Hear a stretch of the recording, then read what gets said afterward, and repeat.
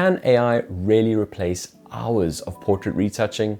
Today, we're going to be putting a piece of software to the ultimate test to see whether it can actually give us an instant, high-quality portrait retouch.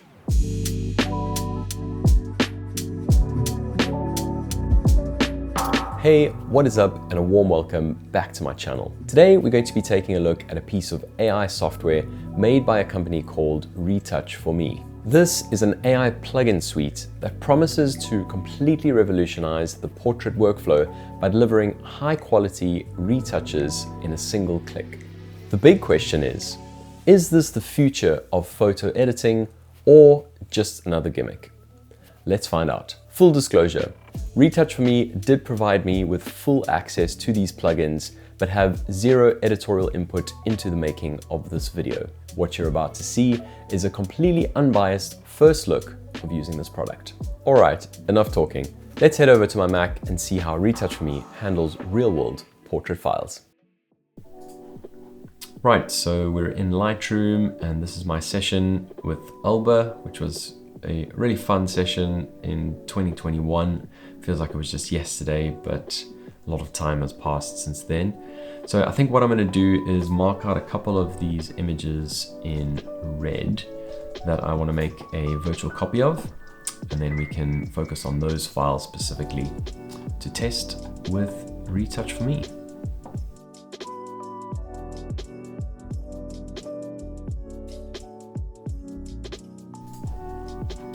Okay, so these are the images we'll take a look at. And I think I'll maybe just start off before even going into Retouch4Me and trying to figure that out, just by showing some of the retouching that I did just in Lightroom, nothing specific in Photoshop for this image, but just so you can kind of get a feel for some of the work that was required.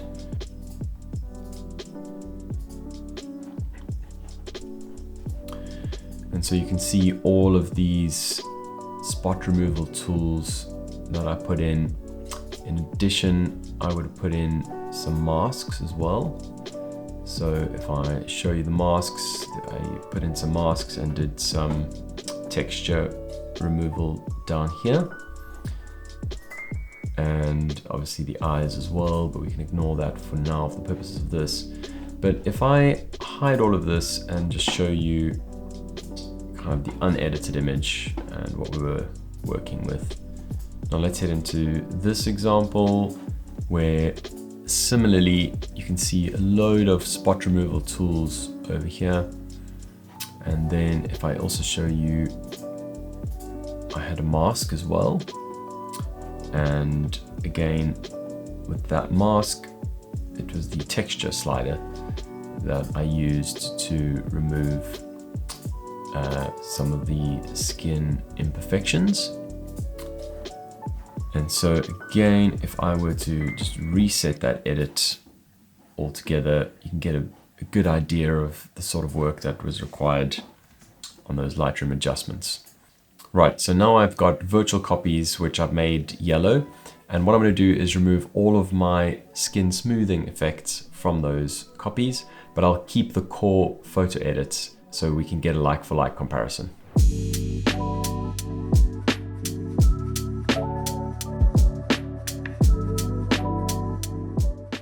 All right, so now that that's all sorted out, what we can do is send these to Retouch4Me, which I believe we can do straight from Lightroom. So we would go edit in, and then Retouch4Me heal. See what happens. Edit a copy with Lightroom adjustments.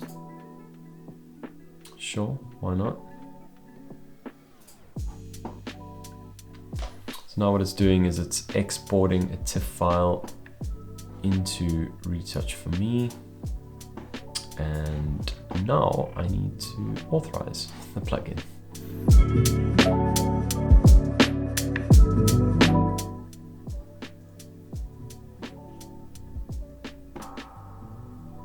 Right, so here we go. This is the heal module, and straight out the box, it's already applied it automatically. And here you can see it's picking up using the sensitivity button where the various bits to smooth are. And if I hold to view the original photo, you can see where the adjustments have been made. Now, we'll say that it is pretty natural in that it's only done fairly slight smoothing. You can still see the natural texture of her skin.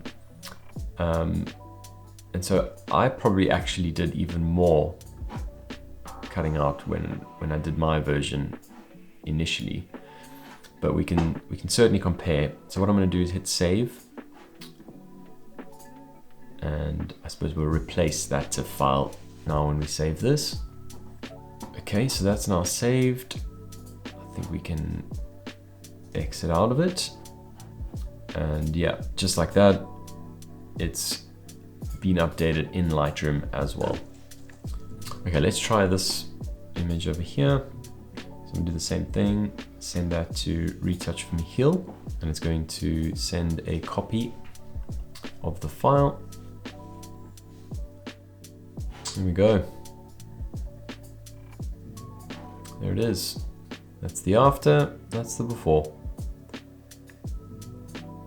So it has really cut out a lot of the spots, but at the end of the day, it is pretty natural. You know, you can see there's still some scarring that if we absolutely wanted to, we could remove in Lightroom, but I think that's actually a really nice natural heal. Okay, so let's test out another way of doing this, which is instead of going through Lightroom using the edit in option, what I'm going to do is I'm going to open Retouch4Me AI by itself, and then I'm going to import these images to see if that's perhaps quicker, and maybe if it results in smaller files. Let's see how that works. What I'm going to do is just export some JPEGs, and these are the JPEGs with me having removed all skin enhancing adjustments. Okay, so this is the folder. What I want to try and see is if I can open them all at the same time. Well, it looks like I can. So perhaps this is a much quicker way to do it. So as it loads, it automatically applies the skin adjustments. I mean, this is definitely going to be a much better workflow for me personally, because doing it through Lightroom will just result in way too many files, and it actually also perhaps even slows me down. Whereas this is something I could certainly see myself doing. Right, now the only question that I have is how I save this, because I have now applied fixes to all of these images, and there is no way, it seems, to save them. All right, so effectively, once you have processed all of these images, you push a button, start, and what it really looks like is you're opening a folder, but actually what it's doing is it's going to rewrite those images with the batched edits. And so yeah, for me, this is 100% going to be a much better workflow than going through Lightroom.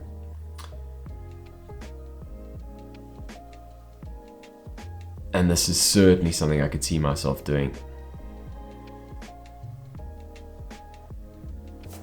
Okay, so now we've done Retouch4Me AI. So these are the results after applying those heals, which, as you saw, actually did take literally a couple of seconds to do. So, I mean, that is dramatically quicker. What I want to also try is Retouch4Me dodge and burn. So dodging and burning is not really something I used to ever do, but a lot of photographers do. Let's see if it's something that I've been missing out on, and whether perhaps my images would be better if I had started dodging and burning a bit more. Okay, so again, I've got to sign in here.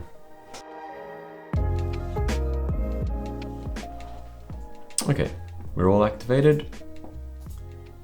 And so I'll apply this dodge and burn. Let's see what happens.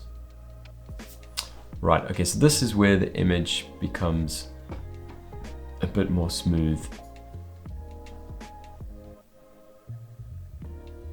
And this is where you really get that airbrushed feel. So for me, this is something that's not quite as much to my taste in terms of the 100% in the same way that I would have done the Heal plugin. But on this plugin, I would still use it, perhaps keeping it a little bit more natural at about maybe 38 on the blend. And then there is also a warmth option, which in this case doesn't look to be doing too much.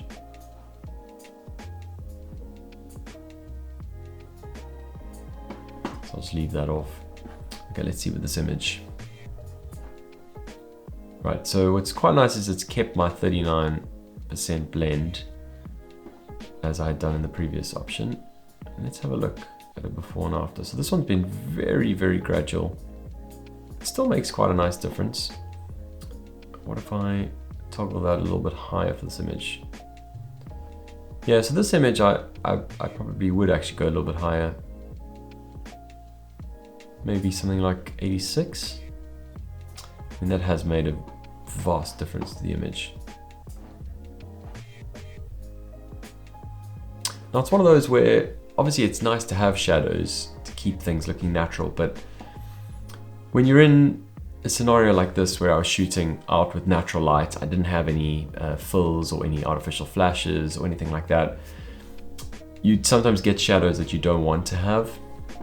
And so having this dodge and burn is actually pretty helpful to get you back to kind of the sort of studio lighting scenario. So I must say this is probably how I would use it in the real world, which is to have it at the end of my process where I've done all of my edits in Lightroom. So done the levels, the colors, the crops, sort of all of that sort of stuff, and then kept it right to the end, import all of my images in bulk, apply the heal, apply the dodge, and burn, and effectively, overwrite the images every time. Obviously, if you like to, in Lightroom have the ability to go back to your images afterwards and make adjustments again, this way of working is not going to allow you to do that. But if you think about the time savings and really it being, one step at the end of the process where you bulk, on a bulk basis, go through all your images and pretty much in one click per image, immediately get the heal applied and then the dodge and burn. It really is a huge time saver, and at the end of the day the results look pretty good. I'm quite keen to see once we will pull them all together what it's going to look like. So the last plugin that I have access to is the Portrait Volumes plugin, and so let's check that out.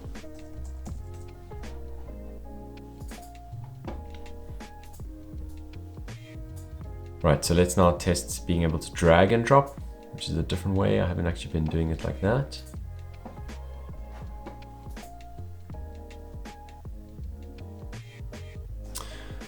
Okay, so Portrait Volumes is basically adding shadows back.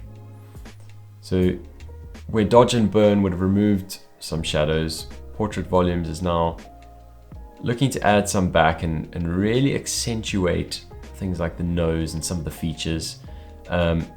Again, this to me is not too much to my taste to go too heavy on it, but obviously I could see the appeal. I would probably keep it a bit more natural looking and maybe go sort of maybe 25% in this case. Let's move on to the next image.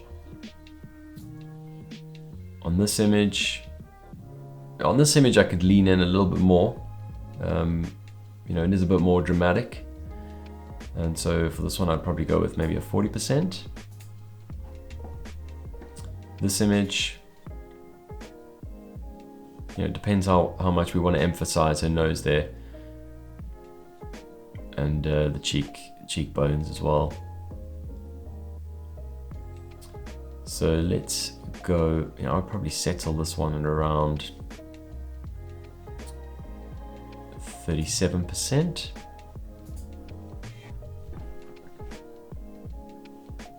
Let's have a look on this image. Yeah, so this one I could probably go a little bit more dramatic again, maybe 45%. And finally, on this image, you know, it's quite interesting because up until now with the dodge and burn, you know, her face is looking quite flat. So it really is nice to be able to add some volume back after the fact. So now this is going to batch everything up and override all those files. We can go and have a look at them. Okay, so now that we've tested the heal, the dodge and burn, and the portrait volumes plugins, what we're going to do is a final comparison between my initial edits back in 2021, the adjusted edit with the removing of my masks and my spot removals, and finally we'll compare it to the final result, which is using the Retouch4Me plugins, and let's see how it did. And I just realized that there was an image I really wanted to be part of this test that I forgot to export initially. So now that we have figured out what the workflow looks like and the order that I would use these products in the real world, let's add this final image into the process. So what I'd do is I'd open up Retouch4Me Heal, and I would drag this image into the plugin. I then have a little look at the sensitivity. For my taste, on the heal process at least, I'm going to be using 100%. And as you can see, that removes quite a lot of the spots. Then I would hit save, which is then going to overwrite that file. I would then move on to the dodge and burn process. And again, I'm just going to drag that file into this plugin. Now for the dodge and burn, I'm personally a little bit more fussy here. So I would actually really dial in each image. In this case, I think we can get away with a little bit more of an aggressive blend, just because of some of the shadows there. So I'm actually going to go with maybe even 100% on this one. So again, I'm going to hit save and overwrite that file. And then finally, what I would do in my use case is drag it into the portrait volumes tool. And then over here, what we're going to do is we're going to add volume back. You can see how much a massive difference that makes. I mean, it really just professionalizes the image quite a lot by adding in that shadow there. I mean, this is fantastic. So I'm going to go here with maybe 50%. You can see the vast difference that this effect is applying. And I quite like the pronounced effect for this image. So I'm gonna hit save there again and replace it. And literally in, you know, not even a full minute, I would say, I've applied those 3 effects, and you know, that could have taken hours with a professional up in Photoshop, you know, trying to retouch and really get that looking natural and looking professional at the end of the day. So that's really impressive. And now let's look at the full comparison of the befores and afters. Right, so here's example 1, where on the left you've got my initial edit, and then in the middle you've got my initial edit minus the mask adjustment and my eraser tools. And then on the right, you've got effectively the middle image that's been processed using Retouch4Me's 3 plugins, Heal, Dodge and Burn, and Portrait Volume Enhancer. And I mean, it is just a much better edit than mine. You know, you can see in mine, it just doesn't quite look realistic. You know, there's only so much the texture tool can do in Lightroom. And, you know, in a sense, it looks like it's almost been over edited. It doesn't look so great. Whereas, you know, this version on the right from Retouch4Me is really a lot more natural in that you still have some skin texture here. Whereas in my version, you know, you don't. Yet at the same time, it's so much more refined in things like the eyes and the nose because of that portrait volume enhancer. So, you know, based on example 1, that's pretty impressive. Example 2. Again, we can see on the left my initial edit not looking so great now compared to the Retouch4Me edit. Again, you just got kind of blurry areas, you know, not much skin detail preserved. Whereas over here, there's still very much natural texture, but of course removing all the spots and again, really just enhancing that image. You know, it's a vast difference. Really impressed. Over to example 3.